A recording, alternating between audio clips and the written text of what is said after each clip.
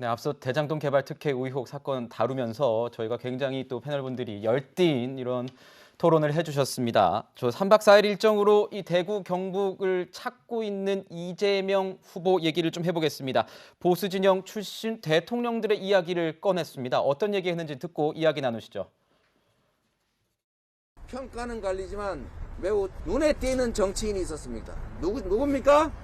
박정희입니다. 전두환도 공과가 병존합니다. 전두환 삼저호황을 잘 활용해서 경제가 망가지지 않도록 경제가 제대로 움직일 수 있도록 한 것은 성과인 게 맞습니다. 자, 전두환 전 대통령 사망 당시 강도 높은 비판을 했던 것과는 온도차가 느껴집니다. 실용을 통해서 이 보수 표심을 자극하겠다, 구애 이런 표현도 나오던데요. 지금 정치권에선 사실 윤석열 후보가 먼저 이 전두환 관련해가지고 뭐 실언이라고 표현을 했으니까요. 실언을 해서 전두환은 건드리지 마 이런 약간 어떤 격언 같은 격언도 있는데 이 전두환 전 대통령을 갑자기 뭐 소환했다고 할까요? 이 발언에 소환한 이유는 뭐라고 보십니까, 교수님? 이 부분에 대해서 뭐 예컨대 입장을 달리하는 것이다 뭐 이렇게 표현하는 사람들이 있는데 저는 거기에 동의하지는 않습니다. 그러니까 전두환 씨를 이제 호칭을 할 때 전두환 전 대통령이라고 호칭을 안 하잖아요. 지금 이 후보가 전두환이라고 그렇죠. 분명히 이 후보. 얘기를 합니다. 네, 그렇죠. 그러니까 대통령에 대한 어떤 평가가 아니라 전두환이란 5년 동안 한국을 5년이 아니죠. 7년 동안 한국을 지배했던 통치했던 사람에 대한 평가를 객관적으로 한다. 즉 삼저 현상을 활용해서 경제를 나쁘게 하지 않았다는 것을 평가한 것이지 민주주의 파괴자다. 뭐 광주학살의 주범이다. 여태까지 기본적인 입장은 그겁니다. 그리고 어제 이제 나왔던 얘기 중에 하나가 보수 정치인들, 지도자들에 대한 평가였거든요. 그러니까 이승만 전 대통령 같은 경우는 사실은 6.25가 터지자마자 기차 타고 대구까지 내려와요. 그리고 나서 다시 이 대전까지 올라가서 서울에 있는 것처럼 서울을 사수하고 있다. 뭐 이렇게 정치 지도자가 얘기했다는 그런 어떤 잘못된 부분에 대한 지적도 있었던 것이죠. 그래서 실질적인 어떤 사실관계를 명확히 하자는 그런 차원인 것이지 이거를 다시 미화하자 뭐 이런 차원의 어떤 입장의 선회 이런 걸로 판단해서는 안 된다 이렇게 생각합니다. 네. 이제 과거 이제 보수 쪽 대통령에 대한 평가에 대한 분석을 들었는데요. 이재명 후보 이 TK를 찾아서 지역 표심에 아주 적극적으로 어필을 하고 있습니다. 한번 들어보시죠. 대구 경북에서 먹고 자란 태어나서 자란 이재명이라는 정치인을 제가 사심 갖지 않고 정말 나름 노력해봤고 또 앞으로도 이 나라를 좀 더 나은 나라로 만들 자신은 있는데 기회를 좀 만들어 주시면 좋겠다는 생각이 듭니다. 이때까지 색깔 똑같다고 빨간색 열심히 찍고 그런데 뭐 망했잖아 솔직히 대구 경북 뭐 해줬어요 솔직히. 네, 뭐 들으셨는데 뭐 망했다 이런 표현까지 상당히 표현이 세더라고요, 의원님. 이런 발언의 맥락, 뭐 평가들 봤을 때 이재명 후보가 우클릭을 좀 더 빨리 많이 시도한다 이렇게 볼 수 있겠습니까? 대구 경북 가셨으니까 저런 이야기를 함직한데 제 눈에 띈 대목은 네. 저는 저런 변화가 괜찮다고 보는 편이에요. 다시 말하면 이 지금까지 정치인들이 이런 대권 주자들이 단절의 역사만 강조했잖아요. 대통령이 되려고 하는 사람들이 전부 다 앞에 대통령을 밟고 일어서면서 이렇게 단절의 역사만 가져왔는데 그중에 하나도 이재명 후보였잖아요. 이재명 후보 광주 가서 전두환 씨 비석 비문입니까? 밟았던 게 엊그제 일이에요. 사실은 발로 밟았잖아요. 근데 대구 가서는 저 말씀하시는데 다 좋아요. 저는 좋다고 생각해요. 왜 그러냐? 아니 말 잘하신 거예요. 어느 정권이나 공과 가가 있는 거예요. 우리 역사상 다 알지 않습니까? 그리고 심지어는 이 역사를 가장 잘 보여준 게 중국 공산당의 역사 아닙니까? 아시는 대로 모택동에 대해서 등소평이 박해를 받았지만 07 과3이다. 역사적 결의를 통해서 한 단계 더 앞으로 끌어냈단 말이에요. 이런 대목은 저는 잘하는 거다. 다만 이재명 후보에 갖고 있는 이미지와는 안 맞는 측면이 있다. 다시 말하면 호남 가서는 다른 이야기하고 경북 가서도 다른 이야기 하는 것 아니냐는 그런 의심은 받을 수 있다. 한 번 더 명확하게 역사관을 될 수 있는 한 자주 드러내는 게 좋겠다 생각해요.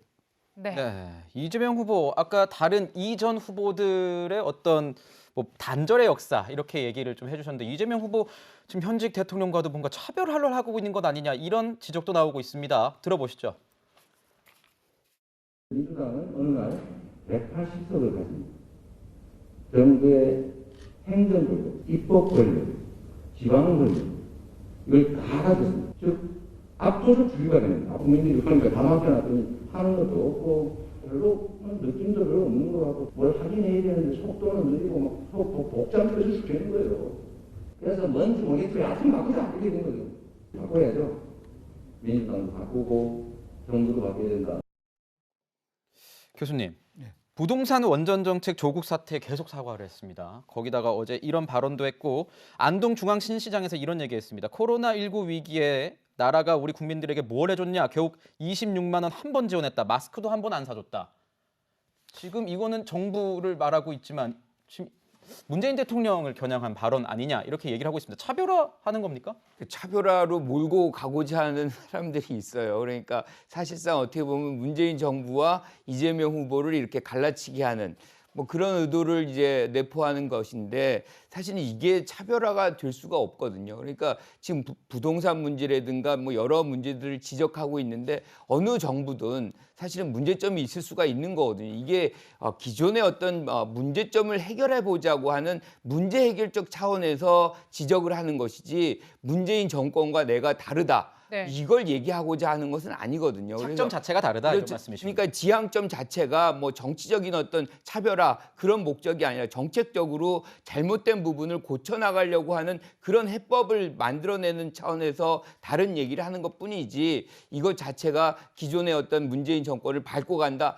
나는 이 정권과 다르다. 이 얘기를 하고자 하는 것은 아니다라는 말씀 드리고 싶습니다. 네, 이제 뭐 그럼에도 불구하고 차별화에 대한 여러 가지 평가들이 나오기 때문에 이 상황에서 친문 진영은 어떤 반응일지 분위기일지 궁금한 대목입니다. 윤건영 의원의 목소리 저희가 준비했습니다. 문재인 정부가 온전히 100점짜리 정부라고 저는 생각하지는 않습니다. 잘한 건 잘한 대로 못한 건 못한 대로 평가받고 성찰해야 된다고 생각을 하고요. 정부 여당은 정부 여당의 길이 있고요. 청와대는 청와대의 길이 있는 것 같습니다. 각자의 길을 가면 된다고 생각합니다. 네, 의원님께 여쭤볼게요. 지금 뭐 차별화에 대해서 윤건영 의원은 이런 대답을 했는데 저는 궁금한 게 이런 거예요. 그러면은 이런 문재인 정부에 대한 비판들이 어느 정도는 청와대와 교감 속에서 이루어지는 건지 궁금하더라고요. 윤건영 의원의 말을 들어보면 교감 네. 속에서 이루어지는 것 같지는 않다. 다만 각자의 길을 가자는 것은 정확하게 현실 진단이 맞는 거예요. 저거는 짜고 칠 수도 없는 거예요, 사실은. 그게 문재인 정부는 2022년 5월 9일 밤 12시에 끝나는 거예요. 그러면 민주당은 정권을 어찌됐건 다 이어가야 된다는 그 지점이 다르기 때문에 저는 차별화는 말을 쓰든 안 쓰든 차별화될 수밖에 없다고 보는 거고 또 이재명 후보가 저는 뭐 이 대목에서는 저는 잘하고 있다고 봐요. 실질적으로 차별화를 가져오는 결과적으로 차별화가 된다면 왜 그러냐. 네.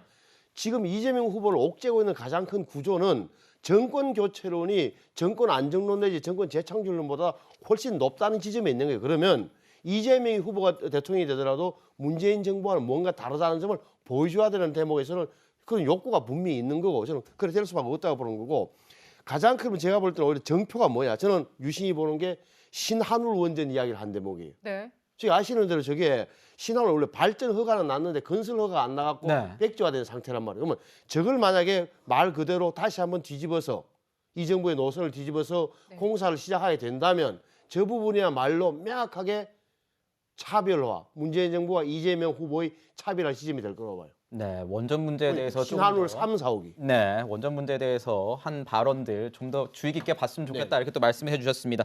최근 이재명 후보의 행보와 관련해서 논란이 좀 일고 있습니다. 이게 차별화 전략인지는 모르겠습니다만 어떤 논란이 일었는지 한번 보고 가겠습니다. 이재명 후보님, 저는 성소수자입니다. 저와 이 땅의 성소수자들과 비정규직 노동자들과 여성들에게 사과해 주십시오. 다이죠? 그때 생중계되는 강연 시간은 다 돼가고 근데 이분들이 그 이전에도 계속 아마 그러고 샤우팅하고 있었던 거 봐요. 그래서 들어주긴 해야 된다라는 게 우리 참모들 의견이고 휙 지나가면 안 된다. 제가 생각할 때는 계속 좀 얘기가 길어져서 다 말씀하셨죠? 이렇게 물어봤는데 그게 되게 쌀쌀 맞았던 거 봐요. 네, 이재명 후보 본인도 논란에 대해서 알고 있습니다. 뭐 다 됐죠라고 얘기했는데 이게 굉장히 쌀쌀맞은 이미지 이런 모습으로 읽혀져서 좀 아쉽다 이런 말을 했는데요. 어떻게 보셨습니까? 당시 태도가 좀 논란이 됐습니다, 변호사님. 다 말씀하셨죠도 아니고요. 그냥 다 했죠? 이러고 가시잖아요, 지금요. 그거에 대해서는 저는 지금 그 화면을 내보내줬을 때 그 화면을 보고 국민들이 판단을 하실 것 같아요. 네. 그리고 저희 같은 사람들한테도 저렇게 말씀을 하시면 저는 되게 위축될 것 같아요. 근데 그 지금 저희 시위를 하고 계시는 분들은 그 소수자에 속하는 분들이잖아요. 그러면 더욱더 위축될 수밖에 없거든요. 어렵게 저 자리에 나와서 얼마나 오래 기다리면서 대통령 후보 한번 보고 우리 주장을 한번 듣게 해보자라고 마음을 먹고 저분들이 나오셨을 텐데 하는 말이 다 했죠? 네. 그러면 정말 이제 공감 능력이 좀 떨어지는 분이 아닌가. 뭐 이거는 제가 논평을 많이 붙일 필요도 없이 저 방송을 계속 돌리면 될 것 같아요. 근데 제가 그전에도 변론을 조카 외삼촌으로서 조카 변론을 한 거를 제 변호사로서 뭐라고 할 수는 없지만 왜 그 피해자나 유족한테 한 번이라도 찾아가지 않았나. 왜냐하면 그 변론을 하는 과정은요. 짧으면 6개월, 길면 1년 정도 시간이 있는데 그때도 보면 그런 모습을 안 보이셨잖아요. 그래서 공감 능력이 확실히 우리의 기준과 좀 다른 분이 아닌가 싶어요. 네, 공감 능력에 대해서는 이제 본인이 이런 쌀쌀 맞은 이미지에 대해서 주변에서 듣고 또 내가 그런 모습에 대해서는 조금 뭐 안타까운 부분이 있다, 아쉬웠다 이런 부분으로 이제 얘기를 한 부분이 있으니까요. 아마 이재명 후보 캠프에서는 이 부분에 대해서 좀 안타깝게 생각하는 뭐 공감한 일정 부분 공감하는 부분도 있지 않을까 그렇게 생각이 됩니다. 네, 자 이재명 후보의 캠프의 명예선대위원장인 추미애 전 장관 이야기를 좀 해보도록 하겠습니다. 일각에서 이 추미애 전 장관에 대해서 국민의힘 선대위원장 아니냐 이런 표현이 등장했습니다. 듣고 분석 이어가도록 하겠습니다. 법과 정의를 앞세운다는 법무부 장관까지 하셨다는 분이 추미애 전 장관이 같은 여성이면서도 이렇게 여성에 대해서 인격 침해나 그리고 본인이 여성의 외모까지 거론하는 듯한 차라리 그 추미애 전 장관님을 민주당 소속의 국민의힘 공동선대위원장으로 모셔야 하나. 네, 자 추미애 전 장관 최근에 SNS를 통해서 윤석열 후보의 부인 김건희 씨에 대한 저격을 굉장히 연일 이어가고 있습니다. 저희가 요약을 좀 해봤어요. 자 9일 SNS는 건희 씨에게 진실을 요구합니다. 10일에는 조국에 강은 실체가 없으나 김건희 씨의 의혹은 실체가 있다. 11일에도 지금까지 이런 대선 후보의 배우자는 없었습니다. 이렇게 연달아 글을 올렸습니다. 교수님, 이런 이제 추미애 전 장관의 어떤 행보가 이재명 후보한테는 득인지 실인지 좀 의견들이 분분한 것 같아요. 여러 의견들이 있더라고요. 근데 저는 이 부분은 득실을 따질 일이 아니다라고 생각을 합니다. 네. 왜냐하면 대통령 후보자의 부인에 관련된 부분이거든요. 이거는 국민의 알 권리와 직결되어 있는 것이고 예. 이 부분의 어떤 의혹이 사실상 이런 지금 얘기하는 뭐 사생활에 대해서 머무르지 않습니다. 그러니까 도이치모터스 주가 조작 의혹 사건이라든가 경력 위조라든가 그다음에 뭐 논문 표절이라든가 굉장히 많아요. 그래서 네. 거기다가 추가해서 지금 뭐 사생활 얘기까지 나온 거잖아요. 그거에 대해서 또 이수정 위원장이 국모 얘기 뭐 얘기를 나오는데 네. 국모가 아니더라도 사실은 이 대통령 후보의 부인은 만약에 대통령이 되면 퍼스트 레이디가 됩니다. 그러니까 한국 여성을 대표하는 분이에요. 하기 때문에 여러 가지로 검증을 받아야 되는 부분이 있기 때문에 이 부분에 대해서는 추미애 장관이 전 장관이 얘기를 하든 안 하든 사실은 이 부분은 의혹을 밝힐 의무가 누구한테 있냐면 윤석열 후보에게 있는 거예요. 아니면 본인이라도 나와서 이 부분은 국민들이 오해하시는 것이고 이거는 사실이다. 뭐 이런 식으로 좀 정리를 해주시면 국민들의 어떤 답답함 뭐 이런 것들이 좀 풀어질 텐데 지금 뭐 어떻게 보면 굉장히 중요한 인물임에도 불구하고 지금 선거 국면에 안 나서고 있잖아요. 이렇다 보니까 더 많은 얘기들이 논란이 불거지고 있기 때문에 추미애 전 장관도 이런 얘기를 하고 있다. 그래서 정치적인 뭐 유불리를 떠난 얘기다. 저는 이렇게 생각합니다. 예. 유시민 전 노무현재단 이사장도 이 이재명 후보에 대해서 이런 말들을 했습니다. 보면은 뭐 생존자형이다, 발전 도상형이다, 과제 중심형이다 이러면서 그동안 평론을 아껴왔다가 이재명 후보를 이렇게 지원하는 듯한 모습을 보였는데 윤희숙 의원 같은 경우에 여기에서 하나하나 조목조목 따지고 들면서 논란이 좀 확산되는 이런 모양새입니다. 변호사님께 여쭤볼게요. 일각에서는 뭐 국민의힘 선대위원장 아니냐 뭐 이런 얘기까지 두 사람이 국민의힘 선대위원장 아니냐 이런 얘기까지 나오는데 윤석열 후보 선대위에 이렇게 도움이 됩니까? 이 유시민 아니면 이 추미애 전 장관의 이런 발언들이요. 도움이 되시는 것 같은데요. 네. 네. 유시민 작가죠. 전 이사장이라고 말하는 것보다 유시민 작가는 현역이시니까 네. 유시민 작가는 지금 명예훼손죄로 재판을 받으시죠. 그러니까 본인이 노무현 재단 그 계좌뿐만 아니라 본인의 개인 계좌까지 뭐 한동훈 검사장을 비롯한 검찰에서 들여다보는 것 같다. 뭐 그걸 언론에서 너무 여러 차례 말씀하셔서 네. 형사 재판을 받고 계십니다. 그러면서 형사 재판 받으시면서 뭐라고 하셨나요? 정치 평론에서 은퇴하겠다고 말씀을 하시다가 그럼 왜 지금 번복하고 나오시는 건가? 뭐 특별한 계기가 있나요? 그러니까 그 말에 본인의 말도 못 지키는 분이니까 뭐 그 하시는 말씀이 얼마나 신뢰도가 있을지를 좀 봐야 될 것 같고요. 그다음에 또 지금 그 추미애 전 장관 얘기하셨는데 명예선대위원장이시죠, 그죠? 네. 그러니까 말하는 발언이 뭐 일정 부분 무게감이 실릴 수 있죠. 그리고 대통령께서 법조인인 우리 문재인 대통령께서 법조인이시면서 법무부 장관으로 임명한 전직 당대표니까 어떻게 무게감이 없겠어요. 추미애 전 장관, 추미애 명예선대위원장의 발언이. 근데 추미애 명예선대위원장이 링크한 그 근거라고 낸 오마이뉴스 기사, 뭐 인터넷 매체는 제가 얘기 안 할게요. 근데 오마이뉴스 기사를 링크를 해서 뭐 얘기를 하시고 계시는데 오마이뉴스가 지금 어떻습니까? 기자들이 18명 성명서를 냈습니다. 그 성명서 내용이 뭔가요?